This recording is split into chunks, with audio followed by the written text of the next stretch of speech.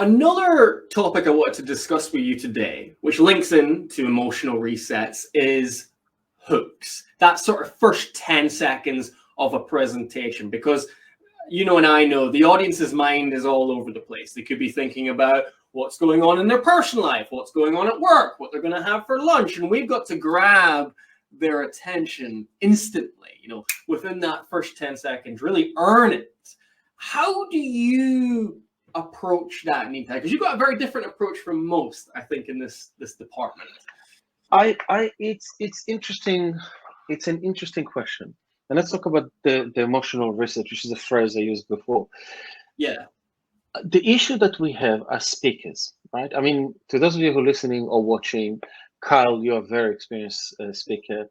You know, in the early days, I would start something, and some audience will react to it, some audience will be completely not listening, and then we moved online. You know, during the pandemic, to those of you who remember, and a lot of black screens, and no one is listening.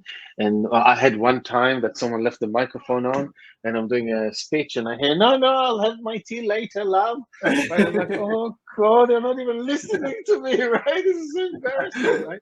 But again, you have two ways to approach it. One is to go, "Oh God," and then the other one is to go, "Why? Why aren't they listening?" Right? And that sent me into a huge research, right, into psychology. I know you like psychology too. And at the end of the day, if I have to simplify all of it, we all come to listen to you, for example, as a speaker, with different emotional tethers. And what I mean by that is, I could have woke up this morning and had a big fight with my boss, my wife, my brother, my sister, whoever, right? And I'm angry. I'm like, "Oh, what this guy now has to say." I'm not saying it, but in my head, I'm like, "Yeah, everything is fine." Yeah. But I'm feeling it, right? Someone may have a terrible news and they're very sad. They're sitting there and you go like, "How are you?" "Oh, I'm wonderful. How are you?" "Great." But they're really sad inside, right? And vice versa. Someone is very happy, whatever, right? And I believe that in the first 10 seconds or more, 30 seconds, depends on the length of the speech and depends obviously in the context, we must create an emotional reset. Like, boom. We must get the audience to go, "What? Who's this guy?" Right? Create a different emotions of curiosity or engagement, of them leaning in and wanting to listen to you. We're wiping up the anger, the sadness, the happiness, the whatever it is, and we put them in a state that we want them to be in. Now, putting them that emotional reset at the beginning in the emotional state that we want them to be in can be either happy, they can be sad, they can be whatever it is, right?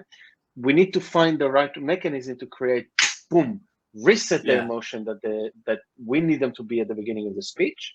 It can be funny, it can be sad, whatever it is, right? And be creative in the way that we approach it. And now they're listening and they're in the same tether. Now you start taking them to the journey. But you can't do it if one is angry, one is happy, one is sad. Right?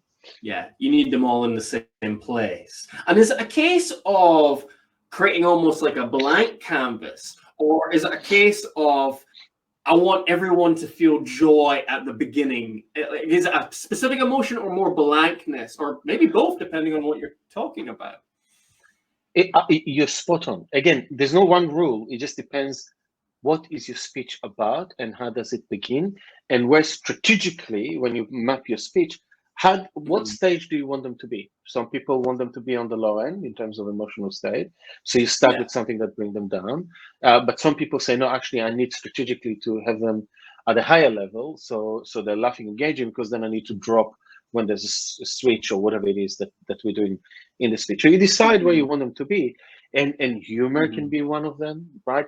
I personally, I like the shock factor. I like people to go like, sorry for the language, but to go, "What the?" Like this, like, I don't understand what's happening here, right?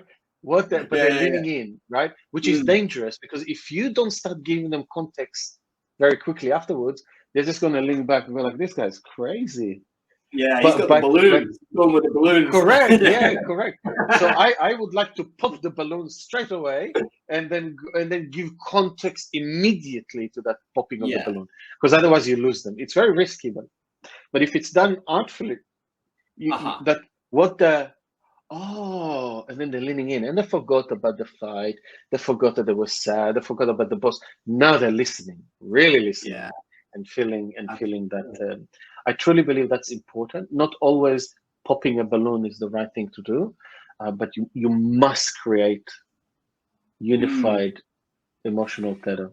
Yeah, it's the two C's that you need in the first 10 seconds, 30 seconds. You need that curiosity, what's going on here, but you also do need that context. This is the direction we're going in. Could you maybe give us an example, Nitay, of how you've done that before in the past, just so people have got a clear idea of the shock factor and then the context coming in? So two speeches obviously come into mind. They're on YouTube. One is from the World Championship of Public Speaking 2021. One is the semi-final and one is the final. And it's interesting because the context, you still have an emotional reset at the beginning, but one is low and one is high. The contrasting the two different speeches. For example, in the semi-final speech, it talks about war and my experience as a child. And what you would hear in the first 30 seconds, right? And there's a joke there, but the joke not really supposed to be funny. It's just like, huh? And then you hear, which is a air raid alarm. And I do it quite loud. And physically, I could see people like, what on earth is that, right? That's the leaning in. And then there's fear, and then there's chaos, and the speech. I won't ruin it. Go and watch it. I'll put it in the link. There's a bit of panic, and I want them to feel the war, and it's like, whoa, right? It's quite confronting, I think, right? So that's starting that in one way. In the finals, go watch that too. Is a complete. There's an emotional reset, and before I even say a word, I do a really awkward laugh. And it's I was afraid to do it at the beginning, but then I thought you have to go for it, right? So at the beginning of the speech, they go, and then I shut up, and you can see the audience go like, what the? They're humorized by it, but like, what the F? And then I say, and this is where you have to pop the balloon very quickly and give context and say, that's how I laugh. I got that laugh from my mother, and then you go into the speech, right? Oh, that's how he laughed. That's really awkward, man. Oh, he got it from his mother, and then the whole story is about my mother and her advice to me. So, but you can see two emotional resets. One is panic, war, like confronting, a bit taken back. The other one is humor. But both of them create the level of emotion that I wanted the audience to be in when I started the speech. And what unites both of them is that at the very beginning, at least, they don't use words. They use sounds, whether it be the of the siren or your. I'm not even going to try and laugh like you because that's an interesting laugh. But essentially, it's not words. It's actually a sound or a sound effect. That's the thing that can really create that sort of shock or blank canvas. What's going on here? Because most people, what they do, Nitay, is they just go for that question at the start. Have you ever gone bungee jumping? And then they go from there. What's your kind of thoughts on those types of hooks that we regularly see? Are they good enough, or do they need more? My question is, I would say. I'll use the two words I used before: intelligently naive. At the beginning, every speech that I had, because of the environment that I grew up public speaking, which is Toastmasters, to those of you who don't know, the tradition is to ask a question.